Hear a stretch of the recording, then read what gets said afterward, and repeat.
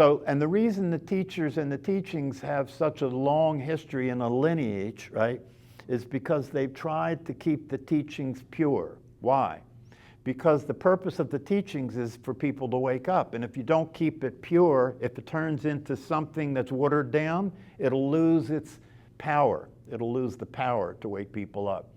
And that's one of the reasons why it's highly recommended for anybody that's serious about these practices and teachings to get a teacher the teacher doesn't have to be 100% awake, but as long as they're down the road from where you are, right, they can see more than you can see, right? It's very important to have a teacher because without a teacher, you're operating blind. You know, you can't see the road, you can't see the path, and you can't stay on the path.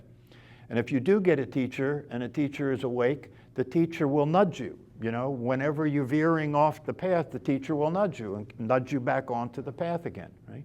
So it's very important. You don't have to reinvent the wheel. You don't have to discover all the truth teachings. They're already there. But you do have to study them. You do have to make a commitment to deepening your understanding and your insight into the truth teachings, into the wisdom teachings. And that takes a commitment because these teachings will be very confusing to a personality, right? I mean, just you guys here, I'm sure the people who've been coming to this class on a regular basis for a while have probably experienced that there were things that I've said here that made no sense, right? But if you kept coming to the class and you asked questions and you listened to different ways of talking about the same thing, what didn't make sense at some point starts to become evident. You start to see it.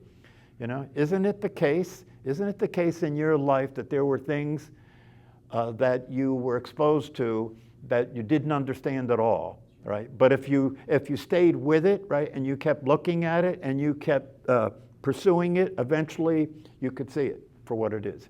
This is just like that. But the thing about this is that if you stay the course, if you study the teachings, if you're committed to developing deep enough insights, and if you're doing the practices, what eventually will happen is you will begin seeing the truth. You will begin seeing the truth. It's like a puzzle. You get different pieces to the puzzle from the teachings you study, right? And that starts to fill in. You start to see, oh, if that's true, oh, now I see that that's true, right? Eventually, if you stay the course, eventually, and if you do the practice, eventually you can see the whole truth for yourself. You can see the whole truth for yourself. Because it's there. It's there to be seen. The teachers that teach the truth didn't make it up. They saw it. They saw it. You know, there was a guy out in California that I spent some time with years ago who started a way to teach. He started a way to teach and he called it Just One Look. He called it Just One Look. You can look it up. It's still out there. You know, he passed away, but his teaching is still out there. His wife keeps the teaching going. You can look it up. It's called Just One Look. And his teaching is, all you have to do is practice looking at yourself. Just look at yourself. What does that mean? Take the attention that's normally outward, take the attention that's normally involved with the world all the time, right? And turn it around and look backward to the source of where you're looking from. Look at yourself. Look at what's looking. Look at what's looking. That was his teaching. Look at what's looking. And he taught that teaching for a number of years and had a fairly large number of people following that teaching and practicing that. But here's the deal. Whether you talk about it in terms of look at yourself, whether you talk about it in terms of just keep paying attention to the I am, or whether you talk about it in terms of saying just practice resting as awareness for brief moments, it's the same thing. It's all these people are saying the same thing. Ramana Maharshi said, you know, when people begged him to teach, because his first teaching was silence, he said this, silence is the teaching. Silence is the most important teaching. But people weren't getting it, so they begged him to teach. So the only teaching he gave, he called it self-inquiry. Self-inquiry. Ask the question, who am I? And spend your time looking for an answer to the question, which means you would do the same thing. You would look in, wouldn't you? To answer the question, who am I? So all these people are saying the same thing. In fact, Candace O'Denver, when she teaches the informal practice of Rest as awareness as often as possible, as many times as possible for brief moments, right?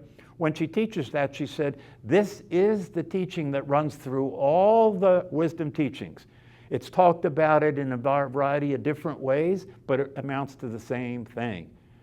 And so she said, all the things that I've learned in the years that I've studied under a teacher, under a high form of Buddhism, boil down to one thing: pay attention to awareness. And what are we doing in formal meditation?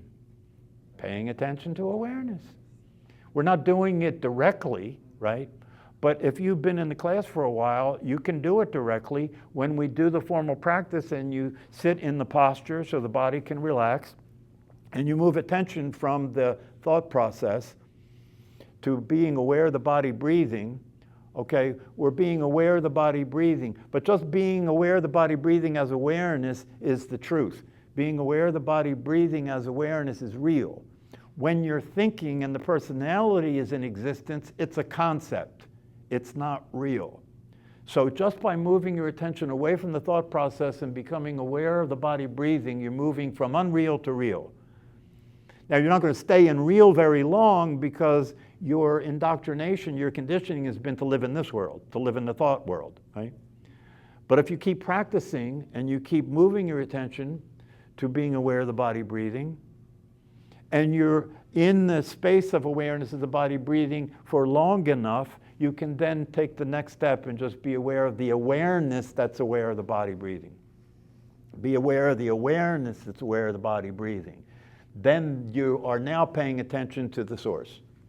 You're now paying attention to the source. And even if you practice this consistently for a period of time, the informal practice, first the formal practice, then the informal practice, resting as awareness for brief moments as often as possible. If you continue to do that, the amount of time you experience being awake will start to expand. And when I say being awake, I don't mean that you disappear and you become the formless awareness. If that's what you're waiting for, stop waiting. That ain't going to happen. And the reason it's not going to happen is because you're already there. You don't have to wait for being awareness. You've never been anything but awareness. You're already there. Okay? So what we're doing in these practices is we're practicing elongating the amount of time that we're aware that we're aware. That's all. We're just expanding the amount of time that we're aware that we're aware. What's that like? It means, yeah, I'm still the personality, but when I'm being in the personality, I'm aware that I'm being in the personality. That makes my identity the awareness instead of the personality. When I'm aware of being the personality, and now because of all the trouble I've gotten myself into as the personality, I pay close attention to what that sucker's doing. You know? And if the personality starts getting crazy, if it starts going off the rails, if it starts hating people, right? If it starts hating me, if it starts hating itself, because it does, right? Then I notice it because I'm not it, now I can see it. And when I'm not in and I can see it and it does that stuff, I don't get involved. I don't get involved, right? And just by not getting involved, just by not participating, by withdrawing my energy from that process, the process gradually starts to die out. And that means I start to experience more space in my head for being instead of thinking. I start to experience more awareness instead of thinking, more being instead of thinking. And my mind gets quieter. And as it gets quieter, I'm able to see the world more because I'm less here and more there, you know? And so the things that were there all the time that I couldn't really pay attention to and enjoy, I now notice because I'm available now. Where I wasn't available, I was thinking about my life instead of being in my life. So as this process continues, if you're doing it the way it's meant to be done, what will happen is two things. One is that you'll be aware of when you're in your personality. You'll be aware of the thought activity, especially be aware of it when it's not realistic, when it's being crazy. You'll be aware of that. That's one thing. Therefore, you'll be able to intervene instead of the personality causing negative consequences. You'll be able to intervene, right? So that's one thing. The other thing is you'll notice more of the world. You'll notice more of the world. You know, you'll be going out in the morning to get in your car, and instead of thinking about the day, what's going to happen today all day and worrying about it, right? You'll be going out in the morning, get in your car, and you'll look up and you'll see the blue sky, and you'll notice the blue sky. And you'll enjoy the experience of looking at the sky. Or you'll notice the flowers, or you'll notice the leaves changing, and you'll look at it, and you'll see it, and you'll pay attention to it, and you'll realize this is beautiful. This is beautiful. Why would I just keep ignoring all this? This is my life passing by me, and I'm worried. That's all I'm doing is worrying about my life instead of enjoying it. Right? So that's what these practices make available. You can start to notice what's available to be enjoyed. You can start to notice what's available to stop giving your energy to, right?